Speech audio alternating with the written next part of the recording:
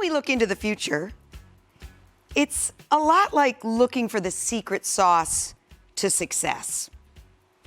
Think of it like your local newscast that you have to watch. You know, we all have a preference. Do you watch this station or that station? Or think of the bank. Again, we all have a preference. But why do you pick one bank over the other? It's not the bank. Most of the banks do the same thing. It's the teller. It's not the local newscast. They all do the same thing. You like the anchor. Well, when it comes to real estate, people, we don't do business with a logo. We do business with a person. That happens to be the mantra of BrandFace, a book series, a speaking series, a personal branding program for real estate people who really want to stand out. And guess what? We get to welcome the founder, Tanya Eberhardt, and America's top-selling real estate auctioneer, Michael Carr. And before you guys take it away, Tanya, I want to ask you, what is the biggest mistake you think agents are making when it comes to branding? I'm so glad you asked that question, Lila, because that's actually why we are here today. It is a basic branding. That's the biggest mistake that people make. And today we're going to talk about building your personal brand, going beyond the basics. See how we did that, guys? Going beyond. And Dan and Stuart and the real estate family of companies, thank you so much for having us here today. So I'm Tanya. As Lila said, I'm the founder of BrandFace. And I'm Michael Carr. I'm the COO of BrandFace. I was actually a client of BrandFace before I became a partner in the company. And we're the only comprehensive personal brand building system across the globe. Thank you for having us on. Yes, thank you. And today we are here to challenge the way you think about personal branding. So you guys may be thinking, I know what personal branding is, who doesn't? And others may be thinking, well, I know what it is, but I'm not really sure how to pull it all together for myself. And today, you're going to learn that. So as we go, please submit any questions that you have, and we'll do our best to tackle them today. If we don't tackle them here, we'll tackle them online for you, okay?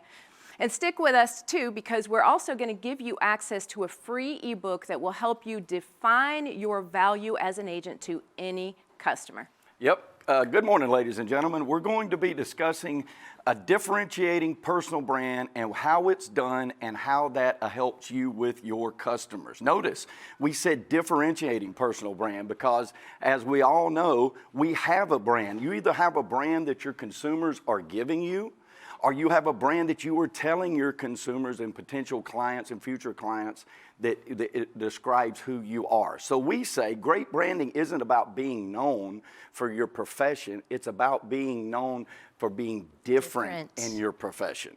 And today you're going to leave with a clear understanding of whether yours is differentiating, whether it represents you the way you deserve, and more importantly, does it express your why to your customers?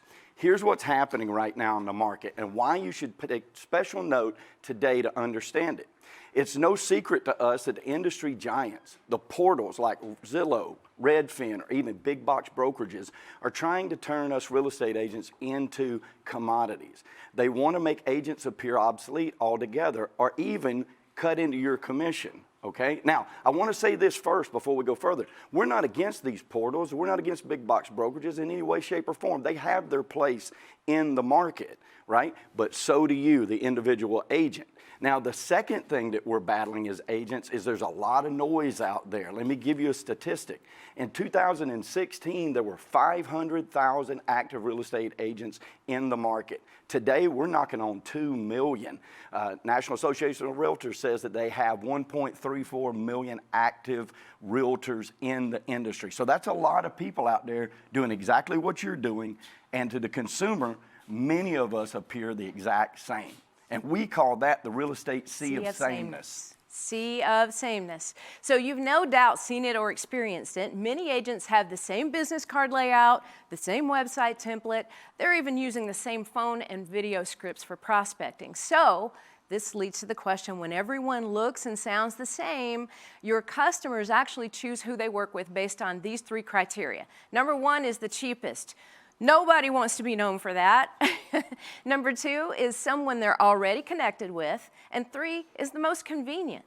And that, honestly, guys, does more to turn you into a commodity. So the question for you today is, how are you going to stand out and demonstrate your undeniable value to your customers so that you're the one they choose? Well, we have the answer. You build a brand that answers these 5 critical questions. So you're going to want to write these down. You'll hear them more today, but please write these down. They're critical questions. So a really great brand should answer these 5 questions. Number 1, what sets you apart? Number 2, who do you serve? Number 3, how do you serve them? 4, what qualifies you to serve them? And 5, how does it make their life better? So again, we have the answer, and it is called the Freedom Formula. It's built on the 3 Ds we call define, develop, and display, and we're going to walk you through those today one by one. Okay, so first, let's get on the same page. Let's define personal branding.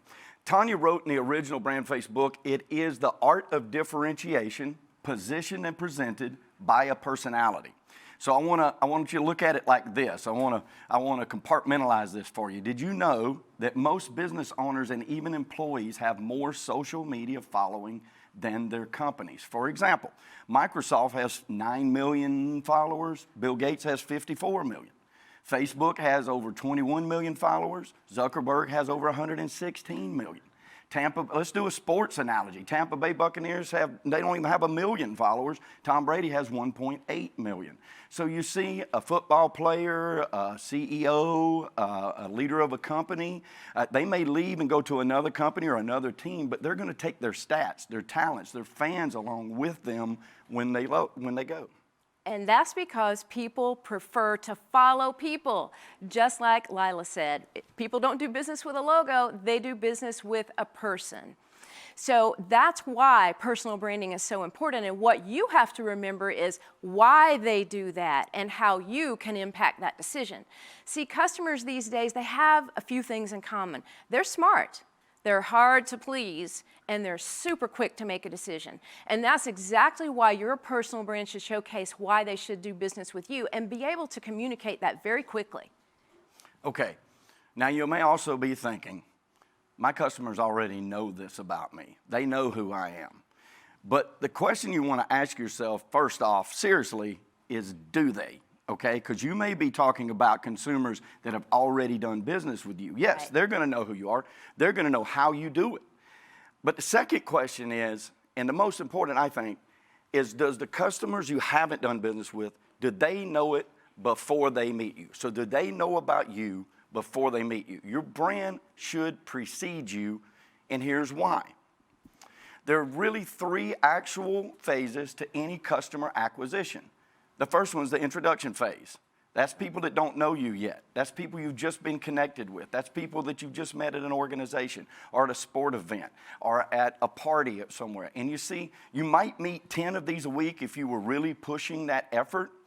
And then only 1, maybe 2 may be ready to move into number 2, which is the engagement phase. And this is where they start to learn about you, what you stand for. And this is why it becomes very important that you express that to them. All right, number 3 is follow-up phase, and that is staying out in front of them until they're ready. See, most people lose business on the front end because they don't know enough about you, and other of us lose it on the back end, the follow-up, right? So the question that we ask at BrandFace is why wait for people to come face-to-face with you before they know you?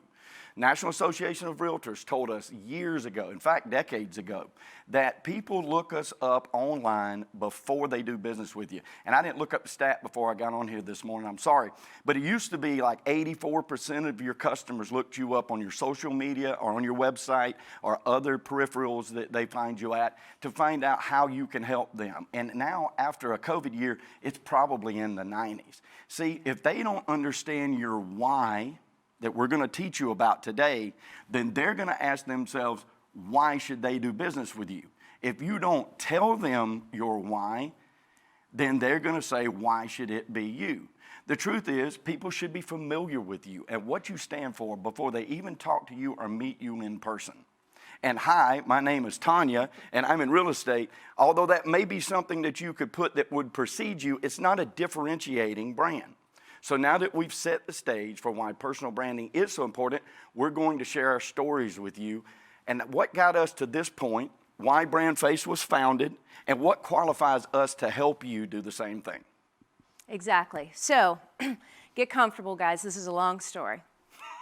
I'm just kidding. So I grew up in a really small town called Dawsonville. It's in North Georgia, and it was known for two things: moonshine and auto racing. So what that means is, the reason it got to auto racing is because moonshiners had two things that they needed to do. They needed to make liquor and they needed to run from the law, right? So in order to do that, they made faster cars, and that became a very good interest that we know today as NASCAR, which actually got started in my hometown.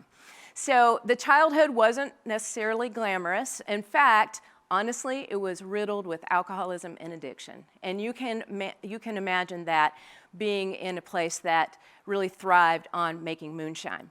So I'm going to come back to that in just a little bit and tell you why that part is so important. So after high school, I started college with a scholarship in theater. And I decided, I went to a community college for about a year, and I decided, hey, this isn't big enough for me. I'm going to go to the big leagues. So I started looking through all the different universities throughout the U.S. that had really great theater programs, and Florida State University was one of those. So I headed to Florida State with $900 rolled up in the front right pocket of my jeans, and a Toyota Tercel and everything I own packed in the back of it. So I get there. And about a few months in, I realized I hated theater. I hated everything about it. And so lucky for me, I was involved in yet another enterprise called selling vacuum cleaners door to door. I was doing that to pay my way through college, and that was actually the beginning of personal branding. Okay, so that's when I realized I couldn't just walk up to a door and say, I want to sell you a vacuum cleaner. Because they wouldn't let me in. So I had to kind of craft my own story. So in doing so, I was discovered by a radio station engineer, and he invited me to apply for a job at a radio station that he worked at. And that is when I understood how personal branding actually made such a great impact on business. So I spent the next 18 years in the media world, and I started pulling in radio, started pulling my clients into the studio one by one and making them cut their own radio commercials, kind of being the voice of their business. And so the next 18 years, I worked with business stars in 25 different industries. I was actually one of the first radio reps in the US to have my own personal website. So I left there to start an integrated marketing company to consult traditional media because I got tired of the media world, and I realized here came the internet and they didn't know what to do with it. They saw it as a competitor. I saw it as an ally. And so I started consulting radio, television, and newspaper for the next several years on how to use the internet. During that time, I developed an online training program called Reboot Camp, where 750 media sales reps were certified in digital marketing fundamentals. So then, the next phase is I became frustrated with the media industry because they were just too slow to change. So I decided to focus on business owners and entrepreneurs and cut out that middleman. And in doing so, I wondered, how could why was I focusing so much on personal branding? Why was that a common thread in everything that I did? Because in order to take that next step, you need to figure out why you want to do that. And that's why we're here today, guys, to figure out your why as well. And I realized the only difference between failure and success is self-worth. And that is why I said I'm going to talk to you in just a moment about the alcoholism and the addiction that went through my family on both sides because we came from that area that focused so much on the moonshine industry.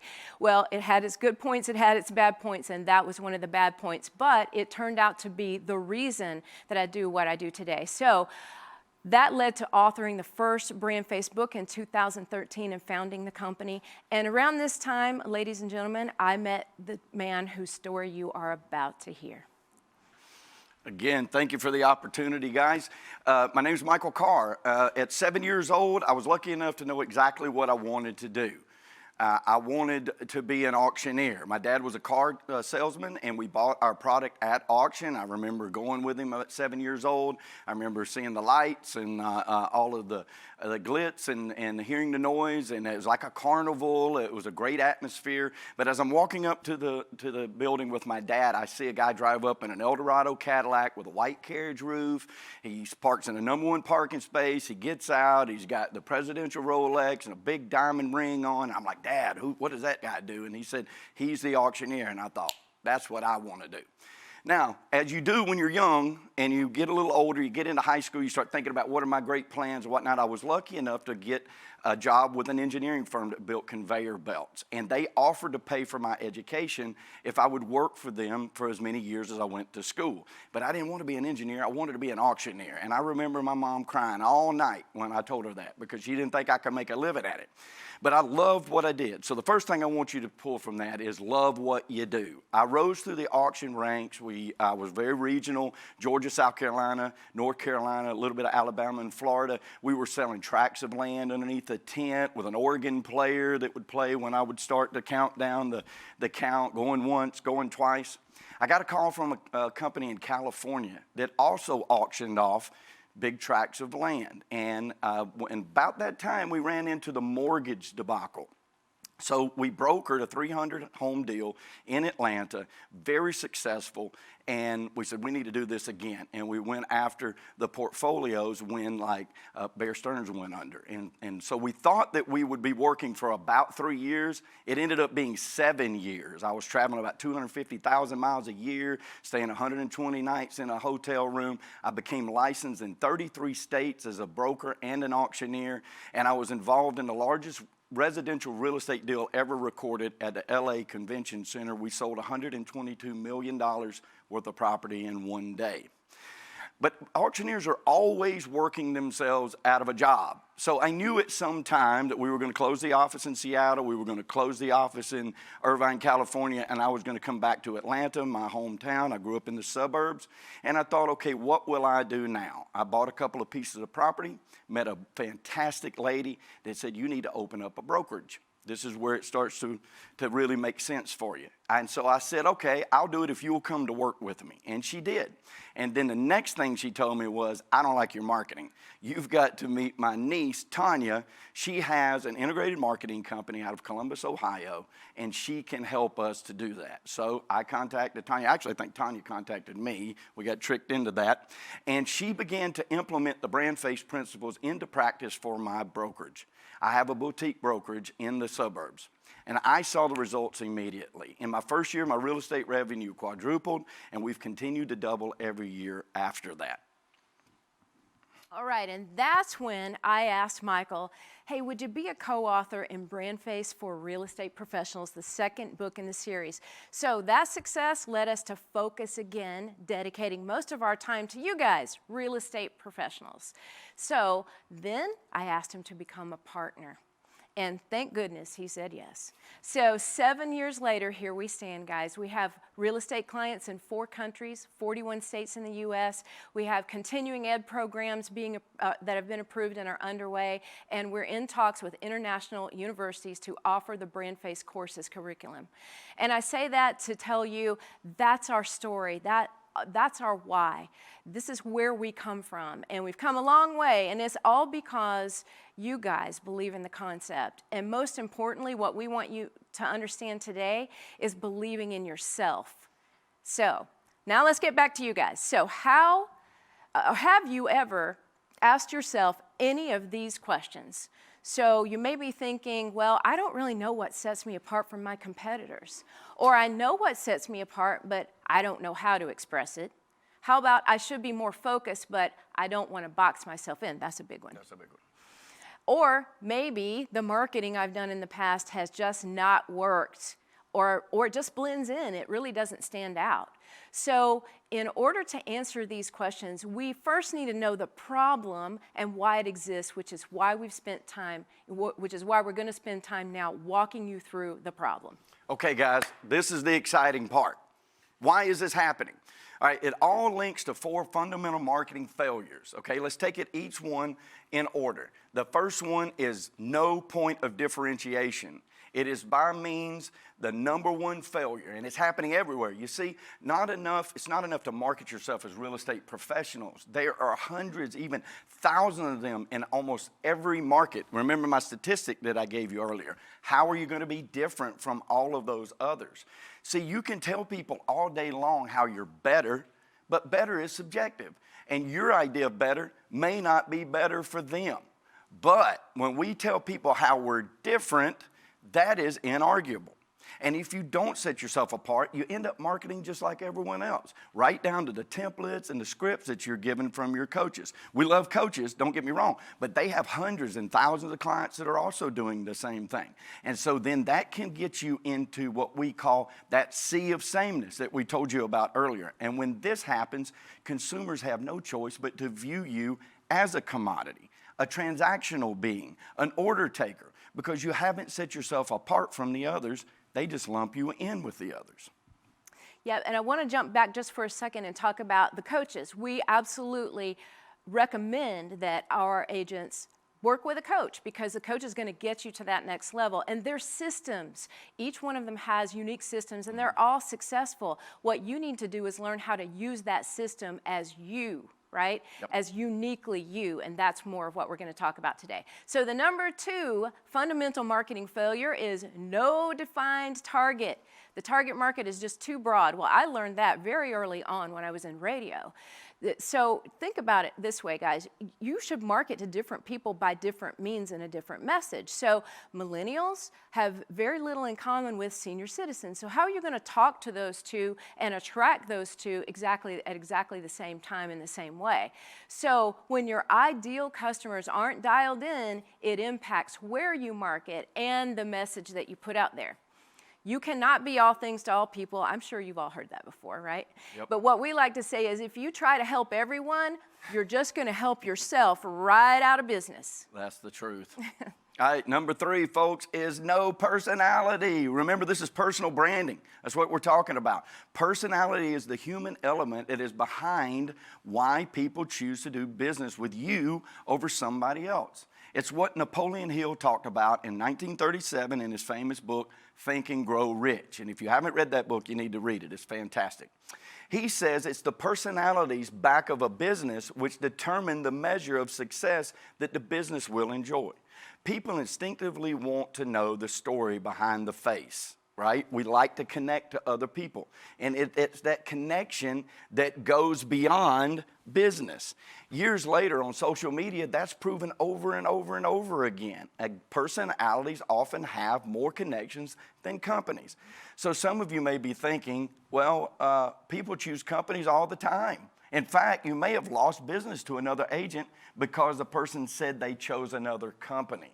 But we say, probably not. Didn't. No, you didn't, right? It's lost business from that person because you were not able to portray your value to them on a personal level. Don't take that as offense. Imagine how powerful it is when you have both in your corner, right? Like the Real Estate One group of families, when you have a great brokerage and a great personal brand. Mm-hmm. Okay, so the 4th fundamental marketing failure is Michael's favorite, actually. He preaches this one all the time. This is absolutely my favorite. No consistency. You can have the greatest message and image in the world, but if you are not consistently putting it out there, you will be forgotten. Think about it like this. It's like setting up for this elaborate party, but you forget to send out the invitations. Well, who's going to show up? Yeah. So we've also heard when it comes to marketing, agents say things like, well, I sent postcards to 10,000 people and I didn't get any response. Put a puppy dog on it. Yeah, I put a puppy on it.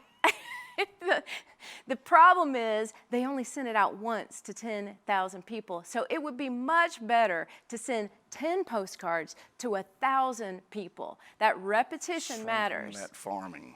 Keep in mind the 7-11-21 rule. You guys might want to write this down, okay? It's about exposure of a brand, okay? 7 times somebody needs to be exposed to you before they even remember your name. Right. 11 times before they associate your name with what you do. And 21 times of exposures before they actually take action to connect with you because of what you do. And here's the thing, folks. When you failed at any of these, and I have failed at all of these, when you fail at any of these areas, you end up with what Tanya's old media world used to call spray and pray marketing. That means putting a message out there, hoping it sticks somewhere, somehow, to someone. But that hasn't happened to any of you, right? It happened to me all over until I met this lady. It did me too before I came up with this formula. So it happens to us all. It does. This is where business owners of all shapes and sizes do even worse. They waste their marketing money because you can't calculate the cost of confusion. Oh, I want to repeat that. You cannot calculate the cost of confusion. That's Right. huge. It is big. Yeah. It is big. Because unless your brand is properly defined, developed, and displayed, which we're going to teach you how to do, then this confusion is going to materialize in two ways. First, confusion amongst your customers or your potential clients because they don't know who to choose, right? Scroll down to the bottom of a Zillow page. I think in some states and areas now they're calling them personal guides. They're not even real estate Little agents tiny anymore. thumbnails. You might see this little thumbnail that somebody they don't know why to pick them, right? Because everybody appears the same. Well, the second way, and I think this is one of the biggest ones, is it's confusion in your overall business direction because there's not a clear path for you to follow. What are those great coaches going to tell you to do when you start working with them? They're going to lay out a plan of how you work your work week to prospect and to get those clients. So, how do you build a big personal brand that answers all of these questions? Okay, so we're now getting into the meat of it, guys. So first thing is you don't do what most people do. Don't fall into the trap of the three amigos. That means a photo, a logo, and a tagline because the solution involves a lot more than that. Now, true, those are branding elements. They're part of a brand. But when you're building a culture, which is what personal branding really does, you can't stop at a logo, a photo, and a tagline because it just won't tell the whole story. And your brand is your story. And there's also a direct correlation to marketing that, right? Because marketing and branding, they're two very different things. Very different. So marketing is using different tools or platforms to get a message out and get that message in front of your ideal customers. Your brand actually is the message and image that you put out there through your marketing. It defines what you stand for, your promise to your customers, what they're going to experience when they do business with you, and what sets you apart. And guys, that is why your marketing suffers when you don't have your brand dialed in. That's right, folks. That is where you see a decrease in your ROI on your marketing, right? So think about it like this, because I've also done this, and many of you have too. You can market yourself all day long. You can buy every lead generation tool available in real estate. You can send out emails and postcards, work your CRMs. You can post and post and post on social media like Gary Vee. You can add 10 videos a week. That's a lot. You can add 10 videos a week to your YouTube channel, 10 a day. But here's the thing, how are you going to appear different? Y'all should be able to answer that by now. How are you going to appear different from everyone else who is doing the exact same things? Or better yet, how much money will you waste appearing the same as everybody else? And we know you haven't done that either. Right. Nobody's wasted money. Nobody's done that, right? Fortunately, we can fix this. She helped me fix this. We can help you fix this. And it's called the 3D Freedom Formula. And we named it Freedom Formula for a reason. We know that we all got in real estate for the big money and the free lifestyle, right? But how many of you are like, man, I'm grinding every day, grinding every day. And you should be grinding every day. I like to quote Justin Stoddard, who is a very good friend of ours. He says, you know, when I was interviewing a lot of people in the real estate business and other entrepreneurial businesses, they said, oh, I've been in business for 10 years. But he said, no, actually, you've been in business for a year 10 times, right? And so there is a big difference in those two things. And the 3 steps are going to help you get to where you've been in business 10 years. You've been in business 20 years. And those years are helping you build upon those years. And the 3 steps of the formula are define, develop, and display. Now let's break each one of these down. Okay, let's start with define. So you've got to define your focus and direction first, guys. And what that means is we need to talk about who are your ideal customers and what is your point of differentiation, because that's the perfect mixture that we're looking for when we talk about defining the brand. So when we talk about your ideal customers, let's focus on that first. For a lot of you, it's hard to choose an ideal customer. And so we're going to walk you through a formula that we came up with today called HEAP, H-E-A-P. It's the criteria for choosing your ideal customer. And it's an acronym, and so we're going to walk you through these. You might want to write these down as well, guys. So the H stands for someone you can truly help. Okay, that might sound pretty basic right off the bat, right? But think about it. Yeah, put some thought into these. Exactly. It could be somebody whose life phase you really understand because you've been through that life phase before, and you can help them go through that. Or it might be you enjoy working with young people because they're the age of your children or your grandchildren, or you enjoy working with older people because you love being around your grandparents or your parents. And so there's a lot of things that you can connect with people on because you have things in common and you can help them. And remember, that's really why we're in this business. We talk with so many agents from all over the world and they tell us, you know what, I really am in this business to help people. And they are. You all are such great people, and we know that's why you're in it. Yep, and the second one is E. I started to say number. The next letter is E in the HEAP program. That is somebody that you enjoy working with. Folks, we got into this business. Listen, life's too short to dance with ugly personalities. We don't want to do that. So it should be somebody that you enjoy working with. Third, A stands for someone who appreciates what you bring to the table. You don't want to get home at the end of the day, get ready to kick your feet up and say, good heavens, that was not rewarding at all. You want to be able to say, that was so rewarding because the person appreciates me. They didn't look over my shoulder. They didn't question everything that I do. And they didn't tell me how wrong I was because they read some great article on Google. So true. And you know, I find that appreciation is far more rewarding than even the P in HEAP, which is somebody that is profitable for you to work with. And that's not a bad word. Profit is not a bad word. So this criteria, guys, it's a powerful formula to help you narrow down who you should be trying to attract. And think of it this way. You don't just need people to know you exist. You need the right people to know why you exist. I'm going to repeat that one more time. You don't just need people to know you exist. You need the right people to know why you exist, okay? And this will help keep you focused on the kind of life and business that you deserve. And cut down on some of that confusion we talked about. Exactly. So that's part of the define phase, choosing your ideal customer. The other part is your point of differentiation. So we've got to choose one thing that you want to be known for, something for your prospects to immediately see that just begins the connection between you and the rest of your story. And your story is important. You're going to see why. It's why we shared ours with you earlier. This part right here, it seems to stump a lot of people. And frankly, it's easy to understand why. We're very complicated people, right? We're complicated beings. We have multiple points of differentiation. So you'll need to decide on one that's going to lead the charge. And when you're deciding what you'll be known for your point of differentiation, then I'm going to give you a little bit of a scenario, a formula for how you figure out which one's going to lead the charge. It must be both important to your ideal customers that you've defined earlier in our system, and it must be unique to you and your market. And when you understand those two things, your ideal customer and what sets you apart, the next step is setting the hook. Okay, we call that the marketing hook, right?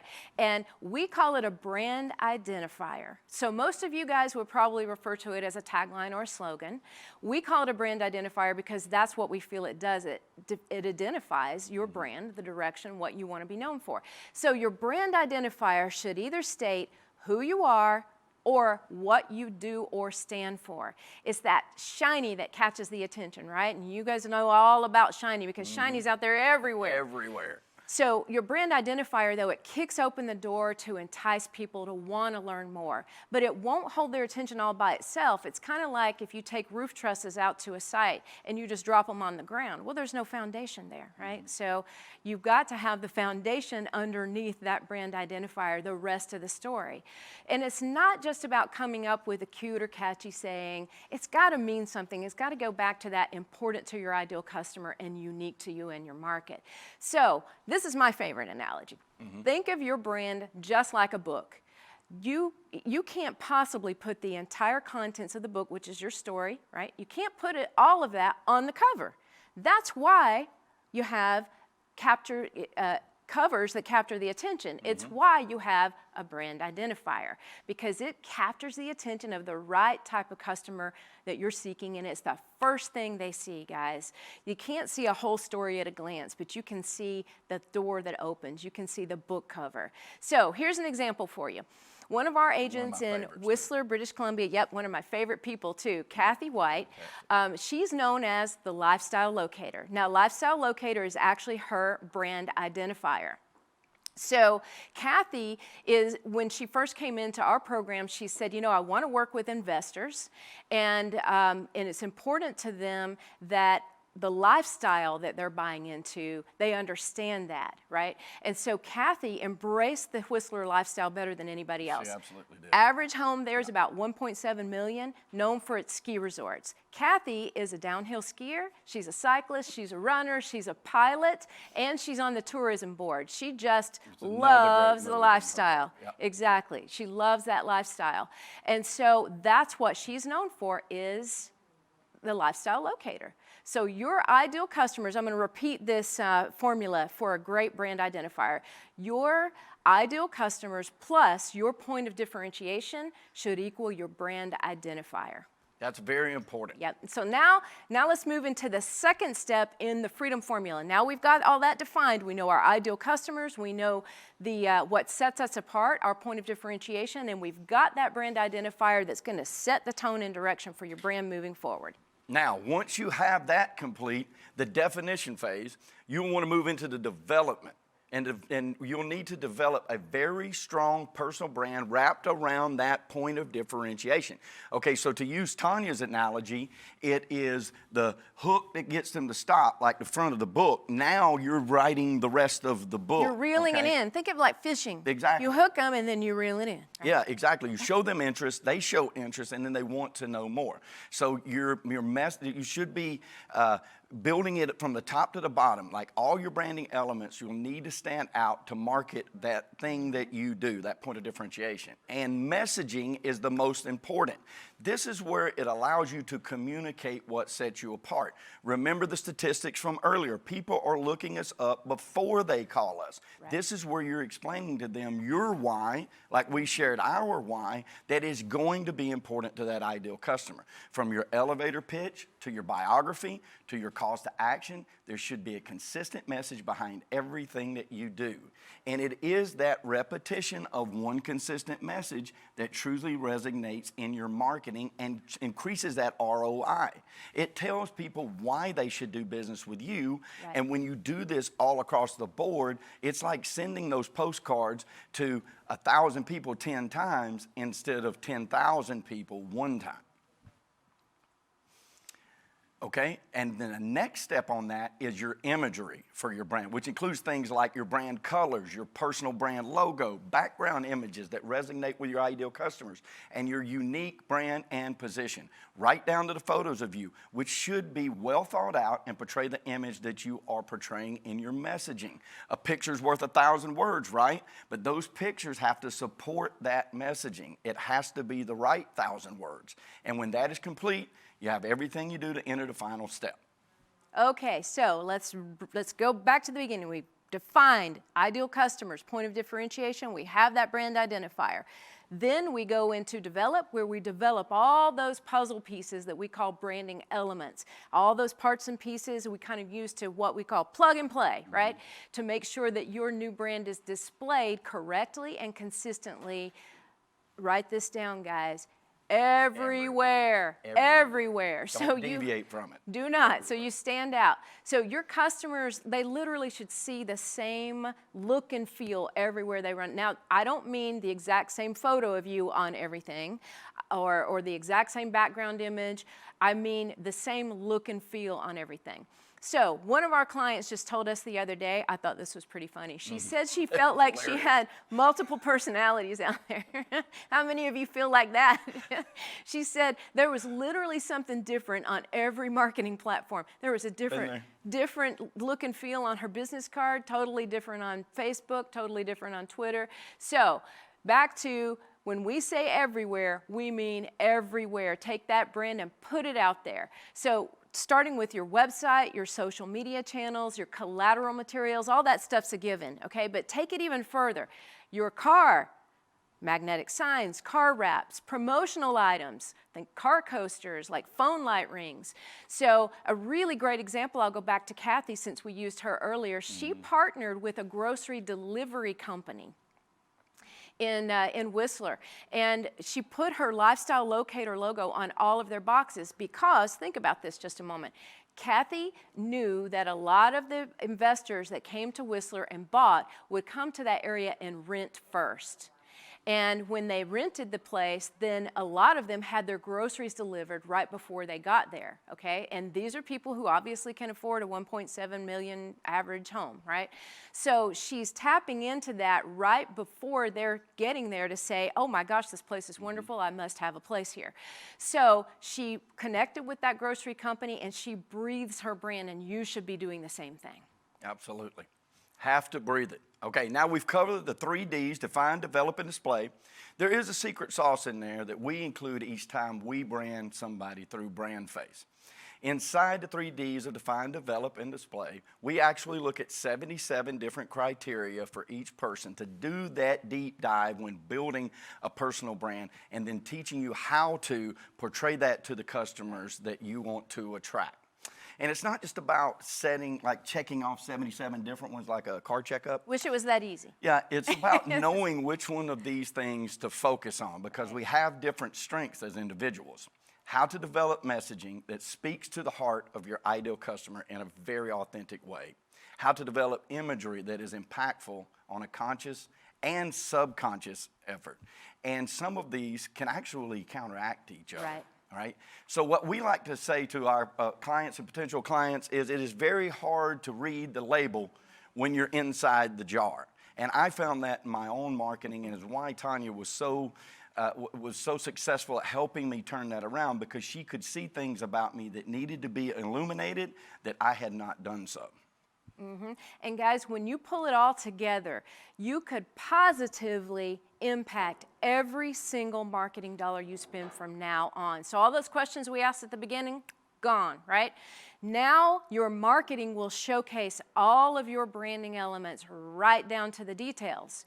Your brand actually should be a soldier for you, making you money even while you sleep. Think about those 3 phases of customer acquisition. Remember, we're losing business on the front end before people really meet you in person and get to know you, and we're missing it on the back end because all those people that meet you don't make a decision to do business with you right now today. But your brand can be both of those places when you cannot, right? Think about it. You can only be in front of so many people at any given time. Your brand can be there the rest of the time, okay?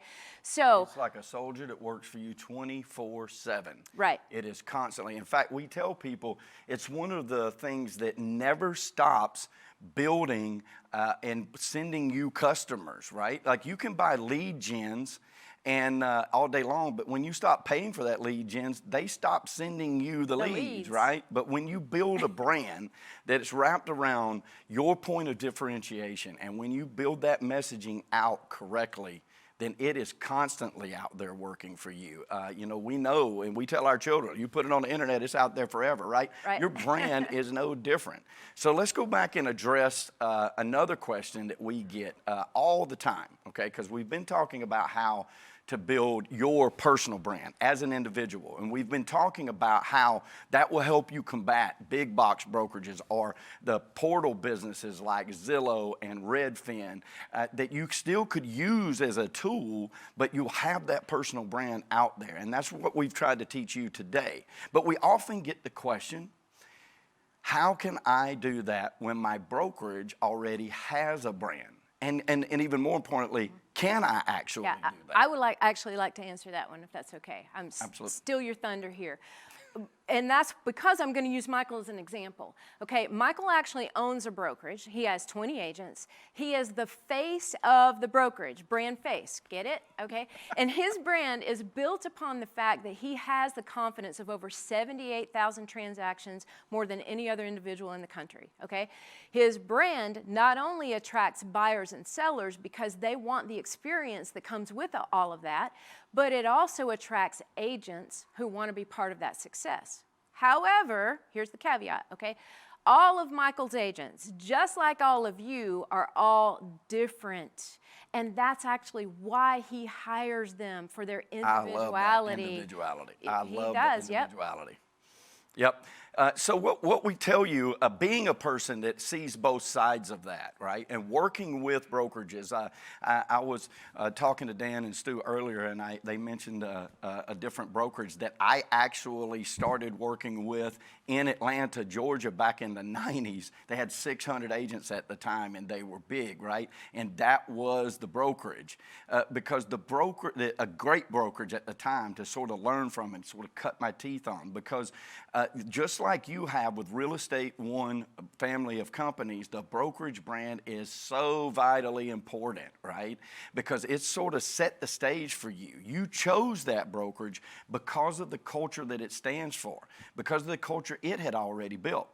But the brokerage brand doesn't set you apart as an individual, and you can positively have both. What we say is promote your personal brand, protect your brokerage brand.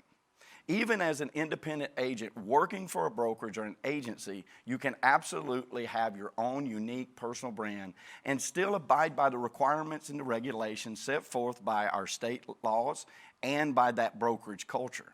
Right. So now only one question remains for you guys. Where to start, right? Where do you start to build a personal brand? I'm going to take you right back to these questions one more time because they're so important. A great brand will define these things: what sets you apart, who you serve, how you serve them, what qualifies you to serve them, and how it makes their life better. And one of the most amazing things we've learned about personal branding is that a great brand doesn't just change the way other people see you, it changes the way you see yourself. So Repeat that. That's so yeah, good. a great brand doesn't just change the way others see you, it changes the way you see yourself. So think about how you see yourself, right? What are you passionate about? What do you rock at? What do people say when you're not in the room? What comments have you heard your clients say over and over? And how do you see yourself? Here's my favorite one. Yeah, I like this one. What's your superpower? What's your super? So with that, you know, we mentioned at the beginning that we're going to give away an ebook for you guys. And we wrote this about, what, 3 years ago? Yeah, 4 years ago. Well, nearly 5. It was 2016. Okay. All right. It's called 31 Reasons Your Real Estate Agent is Worth Their Commission. And it's actually in the portal, in LeaderPass, for you guys to click that link and grab that and make sure that you get that. And you're welcome. 31 reasons your agent is worth their commission. And so I want to say, for more information, guys, you're welcome to follow up at brandfacerealestate.com. Learn a little bit more about how you can build your personal brand. And we would like to thank the Real Estate One family of companies for having us here today.